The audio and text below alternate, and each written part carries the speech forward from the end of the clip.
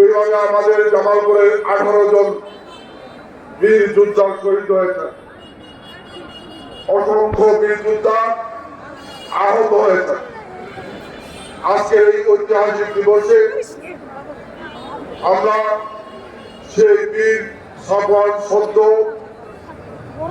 শহীদ জায়েদ, শহীদ সুমন হাসান সহ যারা শহীদ হয়েছেন সকলের আত্মার প্রতি শ্রদ্ধা নিবেদন করছি। আমরা গর্বিত যে আজকে এই অনুষ্ঠানে আমাদের মাঝে উপস্থিত রয়েছেন আমাদের প্রিয় জামালপুরের গর্ব, জামালপুরের অহংকার, যিনি ইতিহাস সৃষ্টি করে গিয়েছেন। দশম শ্রেণীর ছাত্র সেই স্বৈরাচার পতনের আন্দোলনে জনগণের মুক্তির আন্দোলন নিজের জীবনকে উৎসর্গ করেছেন সেই শহীদ সাফওয়ান সদ্দর বাবা আজকে গর্বিত বাবা আমাদের মাঝে উপস্থিত হয়েছেন। আমরা তাকে আন্তরিকভাবে ধন্যবাদ জানাই, অভিনন্দন জানাই। আমরা ধন্যবাদ জানাই, অভিনন্দন জানাই। শহীদ জাহেদুলের বাবা আজকে আমাদের মাঝে উপস্থিত হয়েছেন এই মঞ্চে।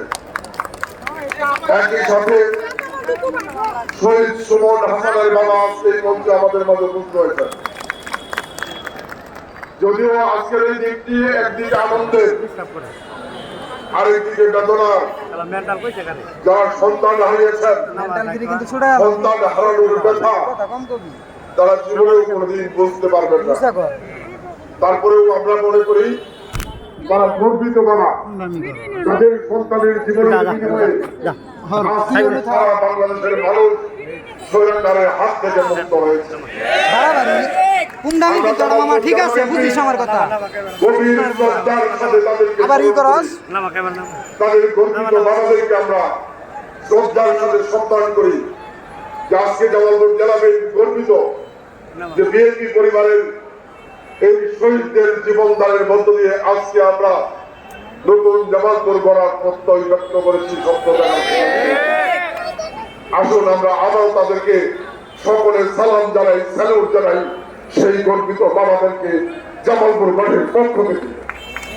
আমরা এখানে ক্ষুদ্র প্রয়াস পেয়েছি আমাদের দলের পক্ষ থেকে তাদেরকে তাদের পরিবারের পাশে দাঁড়ানোর জন্য আমরা সামান্য সহযোগিতা নিয়ে তাদের পাশে দাঁড়ানোর আন্তরিক চেষ্টা করেছি।